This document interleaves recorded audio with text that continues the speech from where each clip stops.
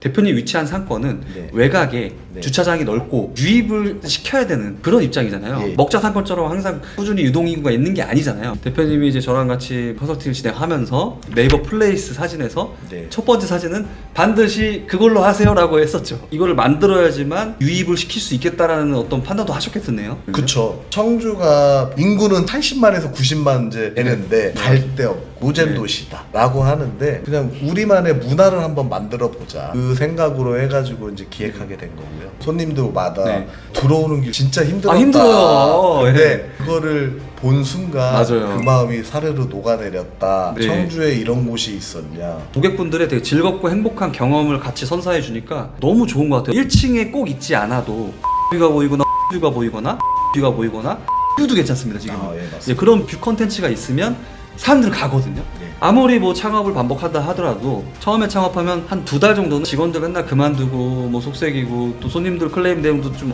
잘 안 되고 손발 맞추고 동선 맞추는데 또 이게 시간이 걸리거든요. 그거 플러스 대표님 첫 창업이니까 또 많은 애로사항이 있었을 텐데 어떤 애로사항이 있었는지 좀 얘기해 주시면 좋을 것 같아요. 주방의 갑질? 저는 나이가 아직 40대고 주방 참모나 주방 실장들은 나이가 좀 있고 닳도록 다른 사람들인데 네. 저 하나 휘둘리는 건 뭐 일도 아니죠.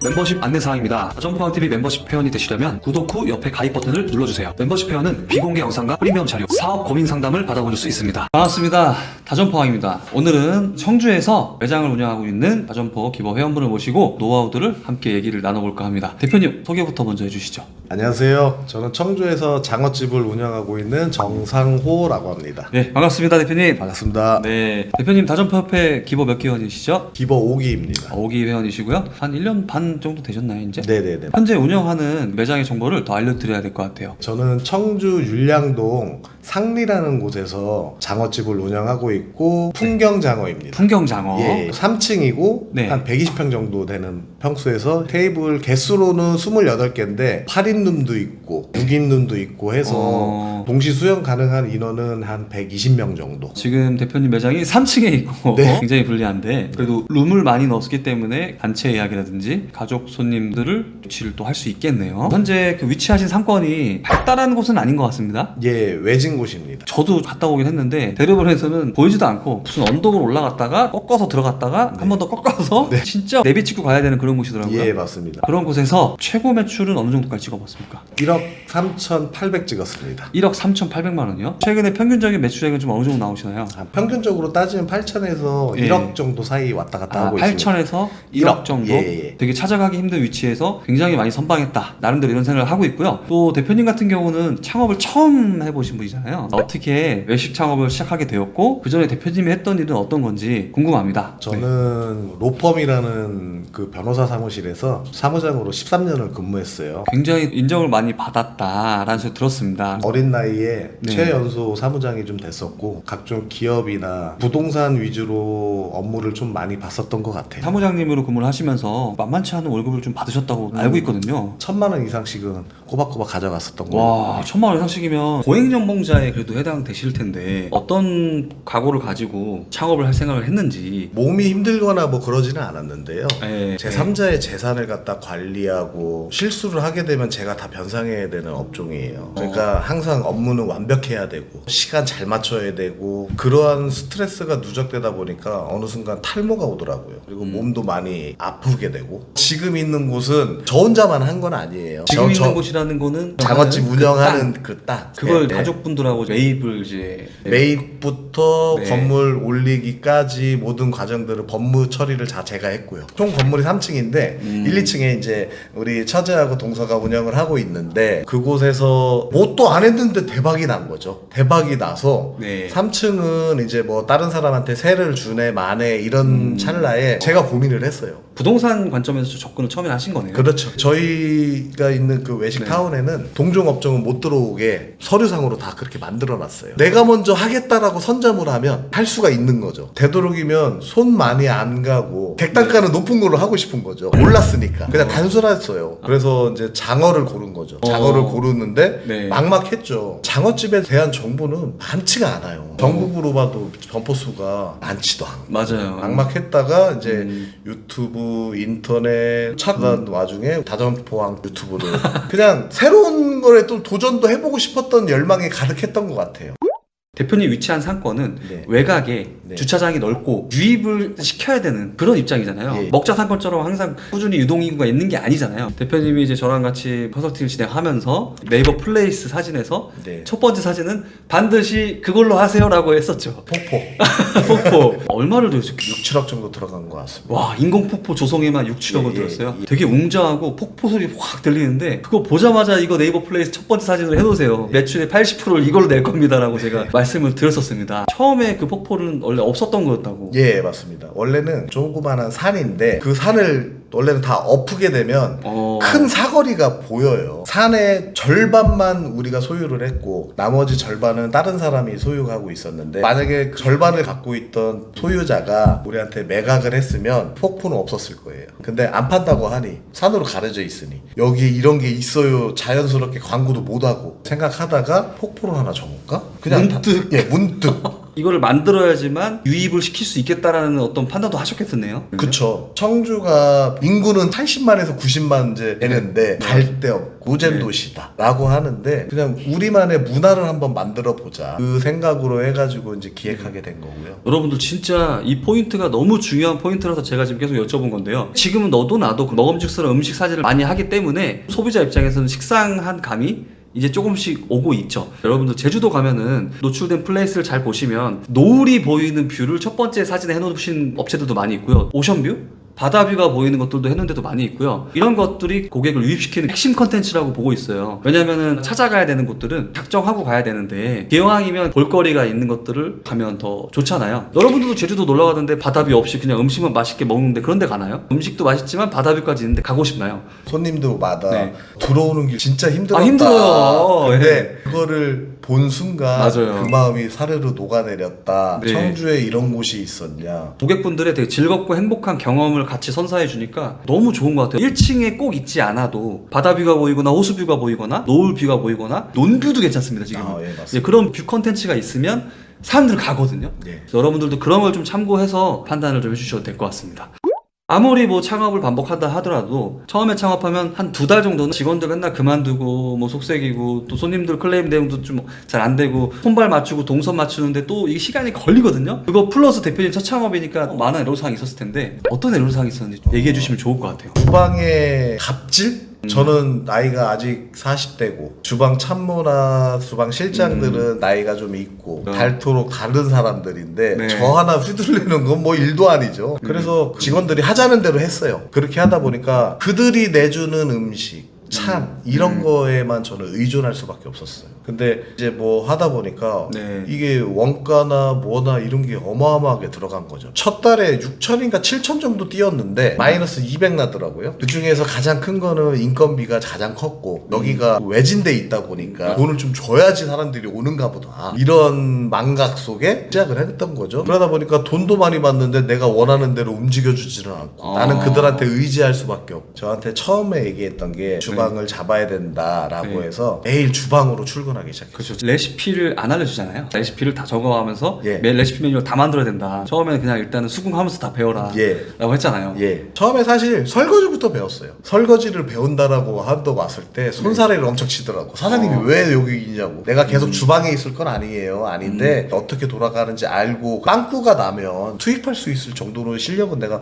만들어야 되니까 솔직하게 얘기했어요. 그리고 이제 뭘 하든 안 하든 주방에 있으니까 그들이 긴장을 하기 시작한 거죠. 그렇게 장어 잡는 거, 꾸는 거, 장어탕, 반찬하는 거 조금씩 이제 저한테 알려주더라고요. 하나하나 마스터를 했을 때마다 그분들 하나하나씩 잡아가기 시작했어요. 대표님 말고 다른 분들도 주방을 좀 배우게 미리 초석을 다져놨나요? 네네네. 제가 주방 마스터하고 7개월째 점장을 이제 뽑겠다라고 얘기를 했어요. 주방, 홀 모든 걸 다 마스터한 사람한테 점장의 직위를 준다고 했어요. 밑에는 주방 팀장, 홀 팀장이 있습니다. 주방의 직급체계와 홀 직급체계가 좀 분리되어 있는 건가요? 네네네. 점장, 그 다음에 네. 팀장. 신규로 들어왔으면 수습기간 3개월. 그 다음에는 이제 정직원. 하고 그 다음에 알바. 점장이 나갔을 때도 또 대비가 돼야 되고 혼자서만 양쪽 다 책임지면 점장의 마음을 또 몰라주거든요. 운영 기간이 좀 더 길어지시면 부점장이라든지 뭐 이런 식으로 또 하나 또 늘어가주면 더 좋겠네요. 주방에 대한 레시피라든지 어떤 운영 매뉴얼을 좀 잡으신 건가요?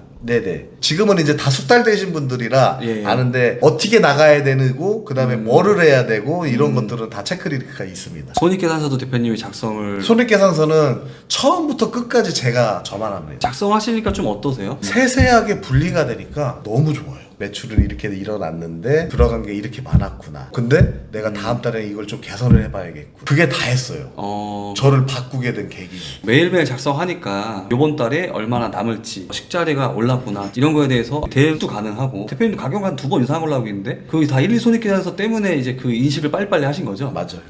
이런 매뉴얼을 도입하기 전에 더 중요한 게 책임감 있는 직원분들이 있어야 이 매뉴얼도 관리가 더 잘 이루어지는 것 같거든요. 그래서 일단은 직원분들의 마음을 먼저 얻는 게 더 중요한 게 아닌가. 대표님의 좀 장점이라고 제가 보고 있는 거는 마음을 좀 잘 얻으시는 것 같아요. 대표님만의 그런 노하우나 이런 걸 좀 알려주시면 좋을 것 같아요. 그 마음을 얻는 게 정말 힘들었어요. 항상 대표님이 말씀해주신 저기가 있어요. 고객을 지향해라. 고객의 입장에서 생각해라. 맞아요. 네. 저는 그게 제일 컸던 것 같아요. 직원들한테도 항상 우리가 결국은 사람을 향하는 일이고 사람은 누구냐? 우리 고객이다. 고객의 입장에서 발전되는 생각을 해야지 제가 일을 잘하네, 쟤는 오늘 뭐를 많이 했네 이런 소리 하면 발전적인 얘기가 아니라 싸우자는 얘기니 그런 얘기는 지양을 하고 처음 시작했을 때는 사실 그런 거 신경 쓸 여력도 없었어요. 그냥 나는 어떻게 해서든 매출을 일으켜야 되고 그냥 그 사람들한테 비유 맞춰가면서 했었던 것 같아요. 결국은 그게 저를 깐부는 거였고 내 사람이 되지 않더라고요. 고객 지향하라는 게 생각을 통일한다라고 좀 보거든요. 고객들이 불편할 것 같습니다. 뭐 이렇게 얘기해주면은 저도 마음에 와닿고 또 우리가 그렇게 생각이 자꾸 통일되는 것 같아요. 제 생각에는요 이렇게 얘기하는 직원분들이 있으면 각자 생각이 다 다르기 때문에 맞아요. 방향에 일치할 수가 없고 결국에는 이거 왜 해야 되는데요가 나오게 된다고 저는 생각을 합니다. 점장님 같은 경우는 대표님의 오른팔 격을 네, 예. 담당하실 텐데 실제로도 전적으로 말을 잘 따라주고 수용해 주나요? 아 그럼요. 어떻게 그런 점장을 만들 수가 있는 건가요? 지금 현재 계신 점장님은 정말 성실해요. 저는 그거 하나만 봤어요. 네. 그냥 예 사장님 해보겠습니다. 해보다가 불편하거나 네. 좀 안 되는 부분은 저한테 네. 얘기를 또 곧바로 해요. 이거 이렇게 해보니까 이렇게 해보는 건 어떨까요? 능동적이에요. 저는 대표님이 평소에 어떤 말들을 계속 해줬기 때문에 있을 거라고 생각합니다. 제가 네. 늘 교육받는 유튜브나 이런 것들을 항상 공유를 해줬고 그 친구 쉬는 날에는 저도 시간을 빼서 맛집도 가보고 그 친구하고만 다녔어요. 차 안에서 이렇게 하고. 개인사도 많이 얘기하고 앞으로 내가 하고 싶은 방향성도 얘기해주고 애로사항도 들어주고 1대1 유대관계를 진짜 맞습니다. 잘 맺으신 거죠. 본인이 원하는 걸 계속 알리고 개별 소통을 했기 때문에 그런 패턴을 또 보여주지 않았을까 그렇게 생각하거든요. 직원분들한테도 그룹 회의를 한다든가 개별 소통을 한다든가 그런 자리들이 좀 있나요? 한 달에 한 번 정도는 목요일 날 꼭 전체 회의를 하는 편이고요. 1대1은 저희가 이제 룸이 한 12개 정도 있다 보니까 룸을 하나를 제가 진실의 방이라고 거기서 이제 각각의 애로사항들을 제가 상담을 합니다. 제가 먼저 그냥 다가가요. 왜냐면 직원이 나한테 먼저 다가오는 게 힘드니까. 이거 진짜 중요하거든요. 상담하면 또 진짜 얘기합니다. 어쨌든 사람이 일하는 거이다 보니까 네. 트러블이 없을 수는 없어요. 항상 편하게 얘기를 해요. 힘든 거 있으면 진실의 방으로 가자. 웃잖아요. 맞아. 같은 말도 자연스럽게 좀 이렇게 네네. 가는 거잖아요. 예. 이런 게 되게 좋은 것 같아. 근데 여러분들 공과 사는 분리된다고 보거든요. 예. 마음은 얻는 건 마음을 얻는 거고 지키지 않은 것에 대해서 내가 명확하게 얘기할 줄 알아야 된다고 생각하는데 대표님 같은 경우는 같은 말을 반복하게 하거나 해서는 안 되는 행동, 정했던 규칙 이런 것들에 대해서 안 했을 때 어떻게 지도를 해주고 있는지. 저는 이제 제가 다이렉트로 먼저 얘기하지 않아요. 점장을 통해서 내가 지시했던 거를 자꾸 그렇게 안 하려고 하는지 슬쩍 한번 얘기해봐 라고 얘기하고 그런데도 안 고쳐지고 하게 되면 그때는 제가 그냥 단호하게 한번 얘기합니다. 어떻게 얘기하시나요? 업무적인 거 얘기할 때는 업무에 대한 거 실수를 계속 반복하게 된 이유를 나는 듣고 싶은 거고 내가 하라는 대로 했는데 문제가 발생됐다고 하면 내가 잘못한 거니까 그 부분은 내가 미안하다고 나는 먼저 얘기를 하는데 그게 아닌 이상은 내가 시키면 시키는 대로 일단 해보고 안 되면 왜 안 되는지 나한테 바로 피드백을 주면 항의해서 조금 더 발전되고 개선할 수 있지 않냐 이렇게 얘기합니다. 제가 업무적으로 혼을 내는 거지 네. 개인적인 감정 때문에 혼을 내는 건 아니잖아요. 그쵸. 여러 사람이 있는 데서 얘기하진 않아요. 그것을 100%다 받아들이고 안 받아들이고는 중요하지 않습니다. 내 의견을 명확하게 해주는 게 더 전 중요하다고 보거든요. 네. 그래야 그분이 우리 대표님 확실히 이건 뭔가 추진을 해야 되는 거구나. 네. 노력하겠죠. 물론 모든 직원이 다 이게 적용될 수 있는 건 아니라고 생각합니다. 연령대가 좀 다를 거고 또 업의 특성이 좀 다를 건데 그래도 정상호 대표님의 어떤 이런 노하우도 같이 참고하시면 더 훨씬 좋지 않을까 생각합니다. 장어는 초벌해서 나온 상태에서 불판 위에서 이제 네. 그릴링을 좀 해주는데 대표님은 꼬챙이로 꽂아버리셨던데요? 어떻게 하다 그런 걸 개발하셨는지. 비싼 음식이잖아요. 네. 네, 단가가 좀 나가는 음식인데 그릴링 서비스는 해줘야겠고 고기는 덩어리채에서 껐다가 나중에 잘라주기라도 하지. 우리는 잘라서 나온 거를 또 하나하나 뒤집어야 되거든요. 알바를 구하자니 걔네들은 승달이 안 돼 있어서 또 힘들단 말이에요. 너무 힘들었어요. 집에서 오자마자 씻고서 그냥 멍하니 있다가 어릴 때 아들하고 캠핑을 좀 다녔거든요. 근데 이제 꼬치 하나짜리로 해서 꽂아갖고 먹던 기억이 갑자기 생각이 나는 거예요. 꼬치 이걸로 장어를 껴서 하면 쉽지 않을까라는 생각으로 다음날 10개 사가지고 테스트를 했죠. 문제는 이제 장어 굽는 애가 힘든 거지. 자기 일이 하나 더 늘었으니까. 그거는 아까도 얘기했듯이 네. 진실의 방에서 또 한 번 더 얘기했고 우리가 이게 다 가게를 위한 발전적인 이야기다라고 점장하고 셋이 원래는 한 사람이 몇 테이블 동시에 굴 수 있어요. 2테이블, 3테이블. 근데 지금은 꼬치로 가니까 2배 이상 늘었죠. 예. 저는 한 8테이블 가능한데요. 저희 직원들은 보통 한 6테이블. 그리고 네. 손님한테 얘기하기도 좋아요. 꽃이 있으니까 손잡이를 잡고 위아래로만 타지 않게만 부어주시면 네. 저희가 지나다니면서 순차적으로 해서 올려서 드릴게요 라고 하면 손님들도 재미있어하고 훨씬 쉽죠. 하나짜리를 꽂았을 때는 네.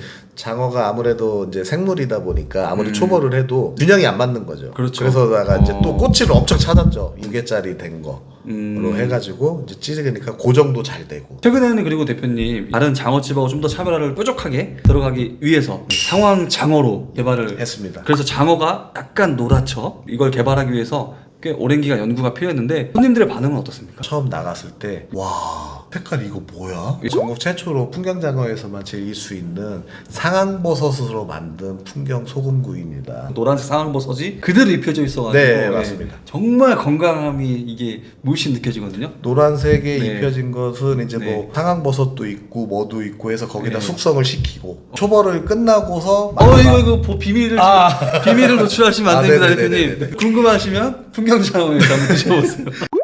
앞으로의 좀 계획이 어떻게 되시나요? 곧 보양식의 계절이 오니 최고 매출 2억까지가 일단은 첫 번째 목표고요. 저는 항상 부동산과 밀접한 일을 지금도 하고 있고 좋아하고 그래서 이제 펜션업을 지금 준비하고 있습니다. 저는 사실 경제적 자유를 이루는 게 제 꿈이고 목표이기 때문에 외식업이든 부동산이든 같이 시너지를 내서 할 수 있는 거 이게 최고인 것 같아요. 부동산 업만 하시는 분들은 지금같이 부동산 경기가 안 좋을 때는 무너지기 쉽거든요. 근데 하나 잘 된 가게 매출에서 거기서 나올 수 있는 돈으로 있다면 조금 더 큰 꿈을 이룰 수 있다라고 저는 믿습니다. 마지막으로 저희 그 다전포항 TV를 시청하는 구독자분들에게 응원의 한 말씀 해주시면 좋을 것 같습니다. 외식업 초짜가 이렇게 영상까지 나와가지고 말씀드리는 게 참 이상하기도 한데 진짜 저는 백지였어요. 백지였기 때문에 다전포항 김기열 대표님이 컨설팅 해준 대로 똑같이 하려고 노력했고 저보다 먼저 잘 되시는 선배님들 영상도 보고 하면서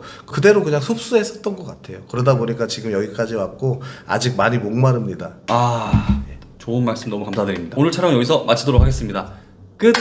감사합니다. 감사합니다. 고생하셨습니다. 말이 두서없네요. 아닙니다. 편집의 힘이.